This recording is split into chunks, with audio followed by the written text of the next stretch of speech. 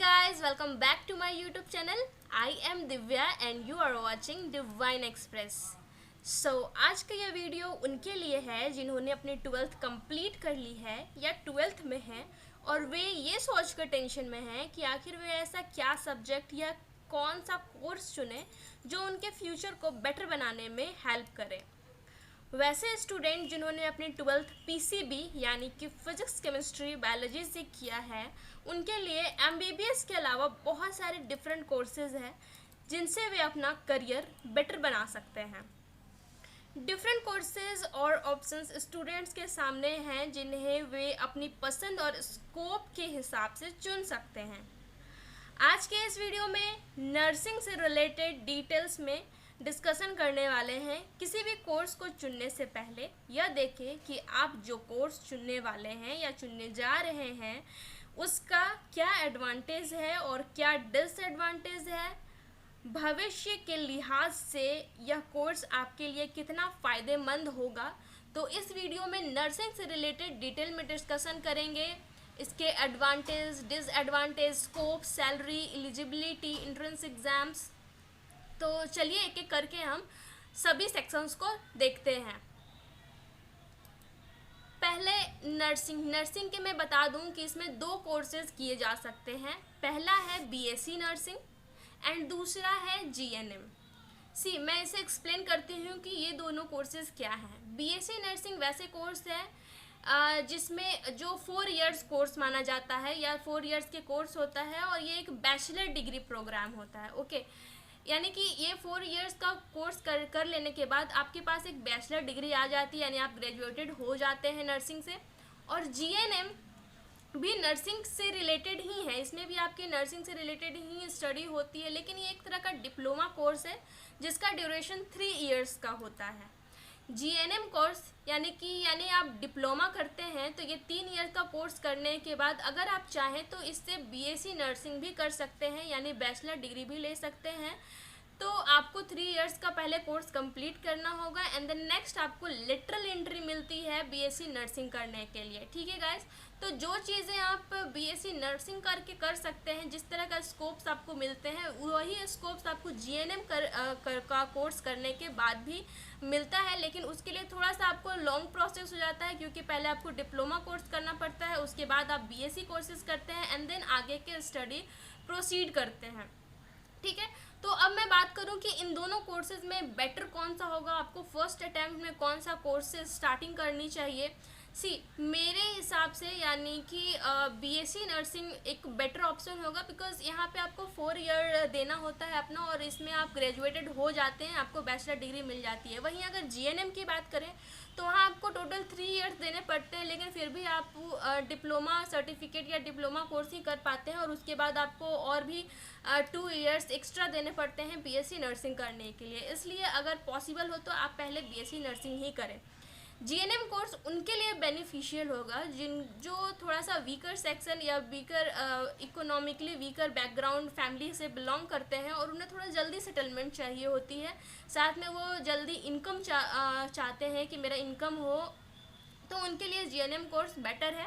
आप ये कोर्सेज करें, उसके बाद आप जॉब करते हुए आपके पास इनकम आता रहेगा और उसके बाद आप स्टडी फर्दर प्रोसीड कर सकते हैं, इसमें कोई दिक्कत वाली बात नहीं है।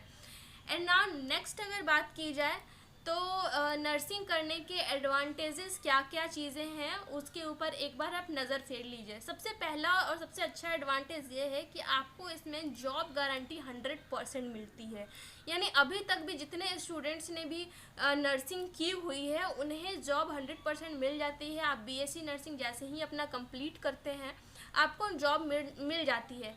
नेक्स्ट इसके एडवांटेजेस है कि फ्यूचर स्टडी अपॉर्चुनिटी, यानी कि बीएससी नर्सिंग करने के बाद की जो स्टडी है यानी कि बहुत ज़्यादा अपॉर्चुनिटीज़ मिलती है। बीएससी नर्सिंग करने के बाद आप एमएससी कर सकते हैं, इसमें आप अपने स्टडी को प्रोसीड कर सकते हैं और लेक्चरर बन सकते हैं, आप स्टूडेंट्स को पढ़ा सकते हैं, और नहीं तो आप एमबीए कर सकते हैं जो कि आज के समय में बहुत ज़्यादा मांग है। एमबीए बीएससी नर्सिंग करने के बाद आप एमबीए करके एक हॉस्पिटल मैनेजर बन सकते हैं। नाउ नेक्स्ट थर्ड एडवांटेज जो इसका है वो है वेरी अफोर्डेबल टू स्टडी, यानी कि इस कोर्स को करने के लिए आपको बहुत ज़्यादा पे नहीं करना पड़ता है, एक अफोर्डेबल फ़ीस होती है इनकी, और ख़ासकर तब जब आपको गवर्नमेंट एंट्रेंस एग्ज़ाम आप देते हैं और गवर्नमेंट में आपका सिलेक्शन हो जाता है और किसी गवर्नमेंट कॉलेज से आप अपना स्टडी कर रहे होते हैं, तब तो बहुत कम फीस लगती है, यानी 2000-3000 ऐसे पर ईयर के हिसाब से आपका फ़ी होता है। तो गवर्नमेंट में इसका फ़ीस तो बहुत ज़्यादा कम होता है, लेकिन फिर भी अगर आप प्राइवेट से करना चाहें तो उसमें भी बहुत ज़्यादा फ़ी नहीं होती है, 2 to 4 lakhs के अप्रॉक्स में होती है। तो ईज़िली अफोर्डेबल स्टडी इससे आप कर सकते हैं। ना नेक्स्ट जो इसका एडवांटेज है वो है गुड सैलरी। ओके, तो इस कोर्स को करने के बाद जो भी आप जॉब करते हैं या आपको जॉब मिलता है उसमें आपकी सैलरी जो मिलती है वो काफ़ी अच्छी होती है, स्टार्टिंग सैलरी भी बहुत अच्छी होती है और धीरे धीरे वो इंक्रीज करती जाती है। हालांकि हम सैलरी के ऊपर भी बात करेंगे डिटेल से। फिफ्थ जो आपका एडवांटेज है वो है गुड अपॉर्चुनिटी इन अब्रॉड। हर एक इंसान का या कहे तो मैक्सिमम स्टूडेंट्स का ये सपना होता है कि वो इंडिया के बाहर जा कर के अपनी स्टडी को कंप्लीट करे, है ना। तो इस सब्जेक्ट्स में अगर आप बीएससी नर्सिंग करके और अब्रॉड में आप पढ़ना चाहते हैं या उधर जॉब करना चाहते हैं तो बहुत अच्छी आपके लिए अपॉर्चुनिटी है। अब्रॉड में नर्सिंग आप कर सकते हैं। इवन अगर आप इंडिया में आपको एक्सपीरियंस भी है अपनी वर्क को लेकर के, तो अब्रॉड में जैसे कि यूएस और ऑस्ट्रेलिया जैसे विदेश में आपको बहुत अच्छा जॉब मिल जाता है, एक बहुत अच्छी सैलरी मिलती है और साथ में आपको वहाँ पे एक डॉक्टर की तरह ही रिस्पेक्ट भी मिलता है, ठीक है। और जो सिक्स्थ अपॉर्चुनिटी यानी सिक्स्थ एडवांटेज जो है वो है work satisfaction of caring needy. बहुत सारे स्टूडेंट्स नर्सिंग इसलिए नहीं करना चाहते हैं क्योंकि ज़बरदस्ती करना चाहते हैं या समथिंग लाइक, उनको मन होता है कि नहीं वो नर्सिंग बन करके और ज़रूरतमंद लोगों की सहायता कर सके, केयर कर सके, राइट। तो उसके लिए भी वो करते हैं। और एक तरह से जब आप नर्सिंग बीएससी नर्सिंग या उसमें प्रोसीड करने के बाद आप जब एक जॉब ले लेते हैं तो आपके अंदर से एक सेटिस्फैक्शन रहता है कि मैं जो काम कर रही हूँ या मैं जो काम कर रहा हूँ वो बहुत अच्छा है, जिससे कि जो जिन्हें मदद चाहिए उनका मैं मदद कर पा रहा हूँ। तो एक तरह से वर्क सेटिस्फैक्शन इसमें आपको अच्छा से मिल पाता है। ये सब कुछ एडवांटेजेस थे जो अगर आप इस कोर्स को करते हैं तो इसके ये सब फ़ायदे थे। जहाँ फ़ायदा होता है वहाँ पे कुछ तो नुकसान होते ही होते हैं। तो मैं इस कोर्स के डिसएडवांटेज के बारे में बात करना चाहती हूँ। तो सबसे पहला जो मुझे इसका डिसएडवांटेज लगता है वो है सेल्फ एम्प्लॉयमेंट। मेरे स्तर से अगर देखा जाए तो ये एक तरह से डिसएडवांटेज इसलिए हो जाता है क्योंकि कोई भी ऐसा काम या ऐसा कोर्स हमें चूज़ करना चाहिए जिसे करने के बाद आप खुद से अपना सेटअप करके और खुद से अर्निंग कर सकते हैं, ना कि आप किसी के अंडर में रह करके करें, है ना। तो जब आप नर्स बन जाते हैं तो ऑब्वियस सी बात है कि आप कहीं हॉस्पिटल के अंदर किसी के कहीं आप जॉब लें या किसी डॉक्टर के अंडर में रह करके काम करें, तो ये सेल्फ एम्प्लॉयमेंट नहीं होता है कि आपने नर्सिंग कर ली और आप अपना खुद का सेटअप कुछ तैयार कर ली और आप अपना काम शुरू कर सकते हैं। इस वजह से ये मुझे पहला डिसएडवांटेज लगता है। दूसरा है no एक्सपॉन्सी rise in career, and third है very less recognition, and fourth है rapidly increasing saturation तो खैर हर एक फील्ड में बढ़ती ही जा रही है, बट स्टिल एक तरह का डिसएडवांटेज इसका हम ले सकते हैं। बट अगर देखा जाए तो एडवांटेजेस के बहुत अच्छे हैं, बहुत ज़्यादा है। डिसएडवांटेजेस के अपेक्षा अगर की जाए, तुलना की जाए, तो इसके एडवांटेजेस बहुत अच्छे हैं, बहुत ज़्यादा हैं, जॉब अपॉर्चुनिटी ज़्यादा है। तो किसी भी कोर्स को करते हैं हम तो हम यही देखते हैं कि उसके फ्यूचर में, आने वाले फ्यूचर में उसकी कितनी मांग रहती है, क्योंकि ये मेडिकल क्षेत्र से रिलेटेड है बीएससी नर्सिंग। तो जब आप नर्स बन जाते हैं तो या आज की बात कीजिए या फिर आज से फ्यूचर की बात कीजिए, नर्सेस की हमेशा मांग रहेगी ही रहेगी, डॉक्टर्स रहेंगे ही रहेंगे। और बीमारियां जिस तरह से दिन प्रतिदिन बीमारियां भी बढ़ती जा रही हैं, तो उन सबको देखने के बाद इसमें करियर आपका बहुत अच्छा ब्राइट नज़र आता है। और अगर आप कोरोना महामारी के बाद नरेंद्र मोदी जी का भाषण सुन रहे होंगे तो उन्होंने इस बात पे जोर दिया गया है कि अब के बाद से मेडिकल क्षेत्र में काफ़ी ज़्यादा ध्यान दिया जाएगा और इसे मजबूत करने पर कोशिश की जा रही है। इस दौर पर अगर इस क्षेत्र में भी हम देखा जाए, इस नज़रिए से भी देखते हैं, तो ऐसा लगता है कि हाँ, कुछ गवर्नमेंट भी अच्छा इसके बारे में करने वाली है, जिससे कि इसमें जॉब अपॉर्चुनिटी और भी ज़्यादा बढ़ जाएगी। ओके, तो ये सब नर्सिंग के रिलेटेड बातें हुई। अब बात करते हैं कि अगर आपको ये करना है तो इसमें आपको किस तरह से आपको कॉलेज मिलेगा। तो सबसे पहला एंट्रेंस एग्ज़ाम्स होती हैं after 12th। Okay, entrance exams आपको देने होते हैं, उस पर मेरिट लिस्ट तैयार होती है और मेरिट के आधार से आपको कॉलेजेस अलॉट होते हैं, गवर्नमेंट कॉलेजेस। तो ये एग्ज़ाम्स जो होते हैं वो 2 स्तर से आयोजित किए जाते हैं। पहला जो होता है वो सेंट्रल गवर्नमेंट लेवल पे होता है और दूसरा स्टेट लेवल्स भी अपनी एग्ज़ाम्स कंडक्ट कराती हैं। जैसे आप BHU जो होती है वो अपना कंडक्ट कराती है नर्सिंग के लिए, एम्स जो होती है वो कंडक्ट करवाती है, नर्सिंग की वैकेंसीज वगैरह निकालती हैं। एम्स, जिपमर हो गया, और भी अदर इंस्टीट्यूट या यूनिवर्सिटीज़ अपने स्तर से एग्ज़ाम्स निकालते हैं, इसके एंट्रेंस एग्ज़ाम्स, और वो आपको देने होते हैं। अब बात की जाए स्टेट लेवल की, तो स्टेट लेवल में जैसे MP, झारखंड, बिहार, ऐसे स्टेट्स में भी स्टेट लेवल पे फॉर्म निकाले जाते हैं जिसको फिल करके हर साल मेरिट के आधार पे स्टूडेंट्स को कॉलेज अलॉट किया जाता है। अगर 1-2, जैसे मैं झारखंड से हूँ, या झारखंड या बिहार के ऐसे एग्ज़ाम की बात की जाए तो झारखंड में झारखंड कंबाइंड नाम के एक एग्ज़ाम निकलता है जो कि नियरली नीट के आसपास ही फॉर्म निकलते हैं, जून-जुलाई के आसपास। इसको आप भर दीजिए, उसके बाद एंट्रेंस एग्ज़ाम होने के बाद मेरिट पे आपका नाम अगर अच्छा आता है, आपका मार्किंग, तो आपको सस्ते में गवर्नमेंट कॉलेज मिल जाती है। ठीक है, तो ये सब बेस्ट होता है और इसके एग्ज़ाम्स के बारे में मैं डिटेल में नेक्स्ट वीडियो में बताऊंगी। दूसरा है एलिजिबिलिटी क्राइटेरिया, यानी कि अगर आपको ये एंट्रेंस एग्ज़ाम देना है तो उसके लिए क्राइटेरिया क्या होती है, आप कैसे एलिजिबल होते हैं। सबसे पहला तो जब आप 12th किए हो तो 12th में आपका 50% मार्क्स मस्ट है, यानी आप 50% मार्क्स ज़रूर से ज़रूर लाए हो, ये आप अश्योर कर लें पहले।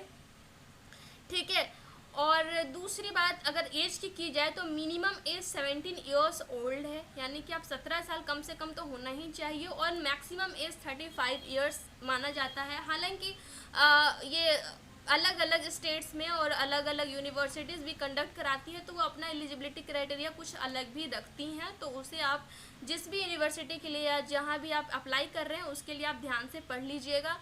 और ये मेल्स और फीमेल दोनों ही इसके लिए अप्लाई कर सकते हैं, बट इसमें फीमेल्स के लिए स्कोप्स ज़्यादा होते हैं क्योंकि कई जगहों पे जो वैकेंसीज निकलती है उसमें सिर्फ फीमेल्स को ही लिया जाता है।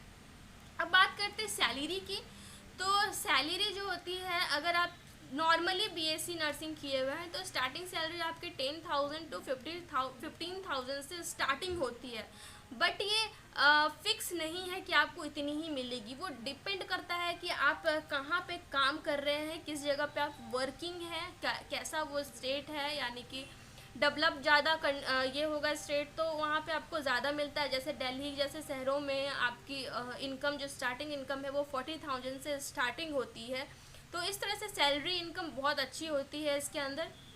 तो ये सब कुछ बातें हो गई एंट्रेंस एग्ज़ाम से रिलेटेड। अब मैं आपको जो सबसे अच्छी बात इस नर्सिंग से रिलेटेड बताने वाली हूँ, जो कि पर्सनली मुझे बहुत अच्छा लगता है, वो है कि बहुत सारे लड़कियों का या लड़कियों का खासकर ऐसा उनका इच्छा होता है कि वो भी एक आर्मी में अपना योगदान दे सके, ऑफिशियल बने। तो AFMC नाम का एक एग्ज़ाम होता है, यानी AFMC मतलब आर्म्ड फोर्स मेडिकल कॉलेज, या इसे MNS के नाम से भी जाना जाता है, यानी कि military nursing services only for females के लिए होता है। ठीक है, तो इस तरह का एग्ज़ाम्स कंडक्ट कराया जाता है AFMC के द्वारा ही, इसके लिए अलग से फॉर्म निकलता है, तो आप इसको फिल करके इसके एग्ज़ाम दे सकते हैं। और इसमें बॉयज़ अलाउडेड नहीं होते हैं, ये सिर्फ और सिर्फ फीमेल्स के लिए होता है। और इसके लिए जो एलिजिबिलिटी क्राइटेरिया होता है उसमें आप +2 50 मार्क्स से किए होने चाहिए। हालांकि इसके ऊपर भी मैं डिटेल में वीडियो बना दूंगी कि क्या कुछ चाहिए होते हैं उनके लिए, बट मेरे हिसाब से वो बहुत अच्छा एक अपॉर्चुनिटी होता है, बिकॉज आप AFMC में अगर एक बार कॉलेज अलॉट हो जाता है तो उसमें हर एक तरह से आपको ट्रेनिंग वगैरह दी जाती है, और उसे करने के बाद एक आप आर्मी ऑफिसर की तरह कार्यरत हो सकते हैं या बन जा सकते हैं, जिसमें आपको पेमेंट बहुत अच्छी मिलती है ना। नेक्स्ट बात की जाए, जो हर कोई जानना चाहता है कि अगर ये कोर्स करती हूँ या करता हूँ तो इसमें स्कोप्स क्या है। ओके तो सबसे पहला तो नर्स, यानी नॉर्मली आप अगर बीएससी नर्सिंग या एमएससी या जो भी इससे रिलेटेड करते हैं तो नर्स तो आप बनेंगे ही बनेंगे, या किसी भी हॉस्पिटल में आप काम कर सकते हैं।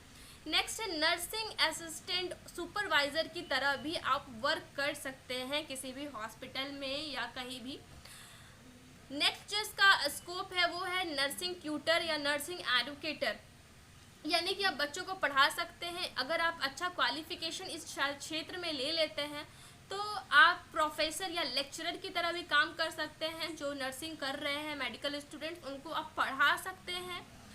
देन होम केयर नर्सेज, बहुत जगह पे ऐसा होता है कि पेशेंट अगर रहते हैं तो उन्हें घर में ही एज अ नर्स नियुक्ति कर लिया जाता है, जहाँ पे आपको बहुत अच्छा से आपको एज अ मेंबर मान करके आपकी भी केयर की जाती है और वहाँ पे आप काम करते हैं और सैलरी भी अच्छी होती है। नेक्स्ट है नर्सिंग असिस्टेंट की तरह आप कार्य कर सकते हैं। नर्स यानी नर्सरी स्कूल्स में भी वैकेंसीज निकलती है, जैसे एनवीएस केवीएस ऐसे स्कूल्स में वैकेंसीज निकाली जाती है नर्स के लिए, तो वहाँ अप्लाई कर सकते हैं। नेक्स्ट है जूनियर साइकेट्रिक नर्स भी बन सकते हैं, नर्स मैनेजर और नर्सिंग ऑफिसर। जैसा कि मैंने अभी बताया कि आप एएफएमसी या एमएनएस जैसे एग्ज़ाम्स को दे करके एक ऑफिसर की तरह भी कार्यरत हो सकते हैं, ठीक है। तो ये बहुत अच्छा स्कोप्स है इसके अंदर, इस कोर्सेज़ के अंदर। तो मेरे हिसाब से ऑल ओवर देखा जाए तो नर्सिंग बहुत ही अच्छा कोर्स है, अच्छे स्कोप्स है, एडवांटेजेस बहुत अच्छे हैं। तो वैसे स्टूडेंट जो इंटरेस्टेड है नर्सिंग करने में, जिन्हें दूसरे लोगों की जो सहायता चाहते हैं, वैसे लोगों का हेल्प करना चाहते हैं, इंटरेस्टेड है, वो इस कोर्स को कर सकते हैं। इसमें किसी तरह का कोई भी सैलरी की प्रॉब्लम नहीं है, आपको बहुत अच्छी खासी सैलरी, स्टार्टिंग सैलरी भी बहुत अच्छी मिलती है। और जॉब वैकेंसी की तो बात ही मत कीजिए, क्योंकि नर्सिंग के अंदर बहुत ज़्यादा वैकेंसीज निकलती है, हर एक स्टेट्स में अच्छी वैकेंसी निकलती है, तो आपका तुरंत वहाँ पे हो जाता है और आपका इनकम स्टार्ट हो जाता है। तो फुल लाइफ सेटलमेंट है नर्सिंग के अंदर, तो आप ये अच्छे से कर सकते हैं अगर आपको मन हो तो, इच्छा हो तो। ये कोर्स इसमें फील्ड बहुत अच्छा है, बहुत अच्छी, आपको हर कुछ सब कुछ बहुत परफेक्ट है, तो आप इसे चूज़ कर सकते हैं एज अ कैरियर, इसमें बहुत बेटर है। तो चलिए ये वीडियो यहीं पे हम समाप्त करते हैं और बात करेंगे आपको ऐसे ही खास वीडियो, नेक्स्ट वीडियो हम जल्दी ही लेकर के आएंगे, तब तक बने रहिए। अगर आपको ये वीडियो अच्छा लगा हो तो प्लीज़ लाइक करें, शेयर करें और सब्सक्राइब करें। मैं नेक्स्ट वीडियो में ऐसे ही अदर कैरियर ऑप्शंस के बारे में मैं आपके सामने बात करूँगी। तब तक के लिए टेक केयर, बाय बाय।